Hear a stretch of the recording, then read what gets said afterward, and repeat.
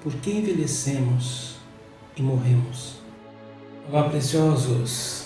Muito feliz de estar gravando esta mensagem para vocês, aparecendo pela primeira vez aqui, além da foto, e gravando em casa, então tem alguns ruídos, alguns barulhos, a rua aqui é muito movimentada, mas a gente faz isso de coração. Originalmente essa mensagem tinha o título de Poema de Deus.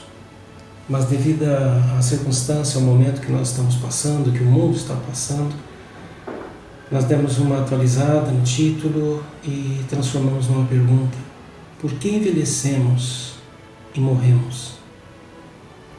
Eu espero que vocês assistam, entendam, e qualquer comentário, qualquer coisa pode deixar embaixo nos comentários, ou aqueles que estão no grupo Preciosos podem mandar mensagens no meu particular, tá bom? Então Deus abençoe a todos. O que nos falta para irmos além das expectativas? Quando um cachorro chega ao final da sua vida, após ter vivido entre 10 e 20 anos, conforme a sua espécie, ele terá provavelmente feito a maioria das coisas que um cão faz: correr atrás de carros, perseguir gatos, enterrar ossos, criar seus filhotes e terá brincado e protegido o seu dono. Uma abelha terá feito tudo o que precisava ser feito durante o seu ciclo de vida de 90 dias. Da mesma forma, um macaco em seus 30 anos de ciclo vital, ou um elefante em seus 70 anos em média, alguns papagaios em seus 100 anos, ou em 150 anos de média de vida de uma tartaruga gigante. E nós, seres humanos, que somos a imagem e semelhança do Deus Criador, qual seria, na verdade, o nosso ciclo de vida? Vamos falar de dois personagens bíblicos, Abraão e Arpaxade. Abraão é bem lembrado, enquanto Arpaxade, ele foi o primogênito de Sem, um dos filhos de Noé. Abraão viveu 175 anos. Alguns estudiosos afirmam que os 175 anos mencionados nesta passagem de Gênesis 25:7 seriam, na realidade, 175 meses, mas o texto diz que Arpaxade tornou-se pai de Selã aos 35 anos. Se considerássemos isso como 35 meses, Arpaxade teria se tornado pai antes dos 3 anos de idade, o que sabemos é impossível. Além disso, em Gênesis 1, de 14 a 16, há uma distinção entre os anos, que são os ciclos solares, e os meses, que são os ciclos lunares. Ao pararmos para pensar sobre estas comparações, veremos que um homem que consegue chegar aos seus 80 anos terá realizado apenas uma pequena fração de todo o seu potencial. Terá aprendido uma língua estrangeira ou no máximo 2. Terá aprendido um instrumento musical. Terá feito algumas viagens curtas. Veja que são coisas insignificantes diante do potencial que Deus disponibilizou para cada um de nós. O que nos falta para excedermos? O que nos falta para irmos além das expectativas padronizadas pelo mundo? O Salmo 90:10, na tradução na linguagem de hoje, diz: só vivemos uns 70 anos e os mais fortes chegam aos 80. A vida passa logo e nós desapareceremos. Seria então possível estarmos sempre na flor da idade? Seria possível estar sempre com a saúde perfeita? Seria possível então termos a mente sempre aguçada? De acordo com alguns biólogos, o envelhecimento deve ter uma causa. E se é realmente assim, deve também ter uma cura. Muitas pesquisas têm sido feitas na área da genética. Indústrias farmacêuticas investem milhões em pesquisas para tratamentos eficazes contra o envelhecimento. Tem-se pensado muito sobre o envelhecimento e muitas teorias tentam explicá-lo. Desgaste celular, queima de oxigênio, ou seja, ao respirarmos estamos envelhecendo, mas se pararmos de respirar, nós morremos. Qual seria a resposta para esta pergunta? Por que envelhecemos? Em Jó 14:1, lemos: o homem, nascido de mulher, vive breve tempo, cheio de inquietação. Esta mesma passagem, na Nova Versão Internacional, diz: o homem nascido de mulher vive pouco tempo e passa por muitas dificuldades.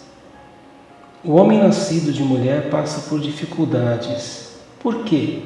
Por que as buscamos? Por que tentamos resolver as coisas do nosso jeito, na hora que queremos?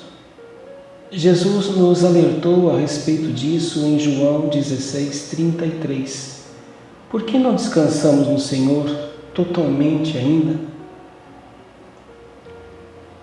Tudo se desgasta com o passar do tempo. Aparelhos e veículos. Assim também tem sido com os animais. Com o passar do tempo, envelhecem e morrem. Mas sabemos que conosco tudo pode ser diferente. Nós, seres humanos, somos a imagem e a semelhança do Criador. O professor de zoologia, Stephen Oster, explica que os seres vivos são muito diferentes das máquinas. Sua característica distinta, mais básica, talvez seja a capacidade de se renovar. Olha que chave! A capacidade de se renovar. Quando nos machucamos, é maravilhoso ver como o nosso organismo reage e recompõe as células, fechando a ferida. Você sabia que os nossos ossos são renovados? De acordo com a revista Scientific American, o nosso esqueleto é totalmente renovado a cada 10 anos. Outras partes do nosso corpo são renovadas com mais frequência. As células da pele, do fígado e dos intestinos praticamente são substituídas diariamente. Nosso corpo produz cerca de 25 milhões de novas células por segundo. Não fosse isso, envelheceríamos na infância. Como um poeta que cria sua obra, o Criador nos fez seus poemas. Somos poemas, que no grego quer dizer feitura. Somos uma máquina perfeita que se renova diariamente. Então, por que envelhecemos? Os cientistas descobriram que à medida que as moléculas que existem dentro das moléculas se renovam, elas precisam de uma cópia do seu DNA. O DNA é uma molécula que contém grande parte das informações necessárias para reproduzir o seu corpo. Já imaginou quantas vezes seu DNA foi copiado desde que você foi gerado? Se fosse como uma fotocópia, à medida que as cópias são feitas a partir da cópia, a qualidade cai. Mas a máquina que Deus criou é tão perfeita que isso não acontece. A cópia de uma cópia do DNA é tão perfeita como a primeira.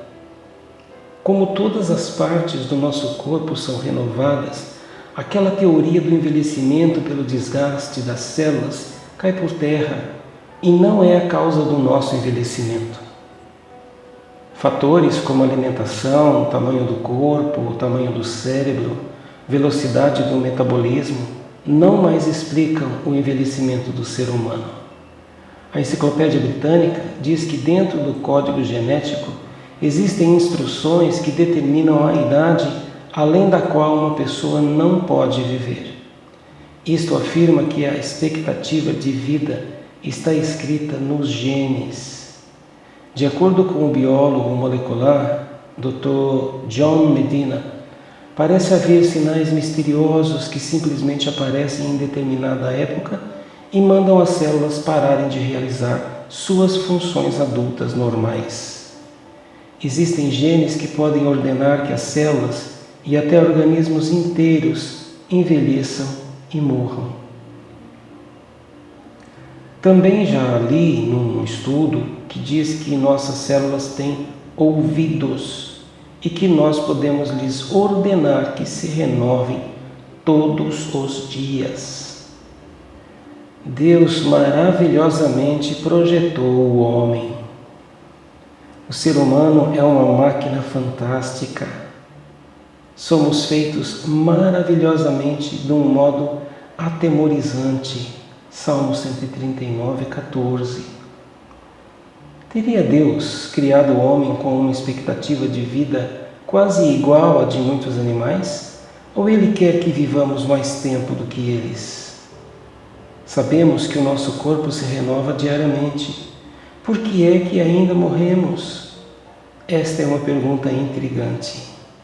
Deus não teria criado o homem com tanto potencial, com uma mente que o torna capaz de usufruir tanta coisa, para depois frustrá-lo com uma expectativa de vida que muito pouco lhe permite viver.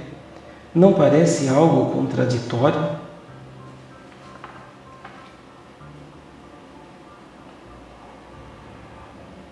Por que ainda morremos? Um artigo de jornal afirmou que envelhecemos e morremos por influência do mundo que nos cerca, pela ação do próprio homem e por imperfeições da natureza.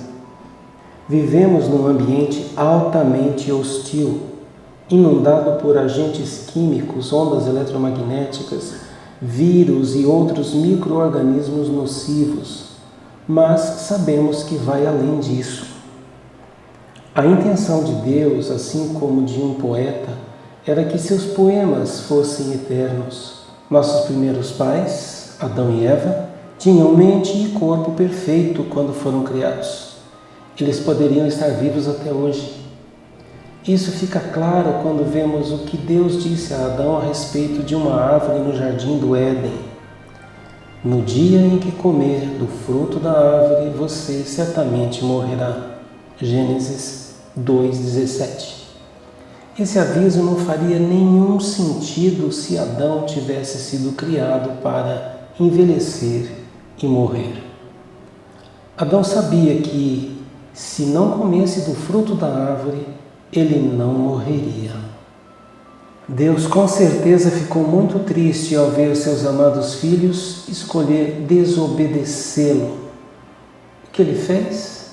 Disse a Adão: você voltará ao solo, pois dele foi tirado. Porque você é pó e ao pó voltará. Gênesis 3:17 e 19. Por causa disso, todos os dias da vida de Adão somaram 930 anos e então ele morreu. Por terem escolhido desobedecer a Deus, Adão e Eva deixaram de ser perfeitos e, assim, não poderiam mais viver para sempre. Eles passaram por uma transformação física, se tornaram imperfeitos e pecadores. Além disso, o pecado da desobediência não afetou só a eles. Seus descendentes herdaram o pecado e a imperfeição. Romanos 5:12 diz: por meio de um só homem, Adão, o pecado entrou no mundo, e a morte por meio do pecado. E desse modo, a morte se espalhou por toda a humanidade, porque todos haviam pecado. A Bíblia diz que o pecado e a morte são como um véu que envolve todos os povos, a cobertura que está sobre todas as nações. Isaías 25:7. É como se esse véu sufocasse a humanidade e ninguém pudesse escapar dele. De fato, em Adão todos morrem. 1 Coríntios 15:22 diz: é por isso que o apóstolo Paulo perguntou: quem me livrará do corpo que é submetido a essa morte? Será que alguém poderia fazer isso? Romanos 7:24. Em resumo, o ser humano envelhece e morre por consequência da desobediência de nossos primeiros pais. Mas Jesus está voltando. Lembrem-se disso, pois os sinais estão acontecendo. E se houver arrependimento profundo de nossa parte, não vamos precisar passar pela morte e veremos o seu reino sendo estabelecido em toda a terra.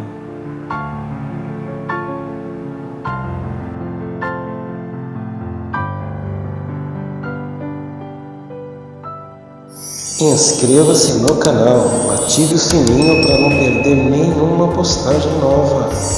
Deixe o seu like, isso nos ajudará muito. E compartilhe com os seus amigos.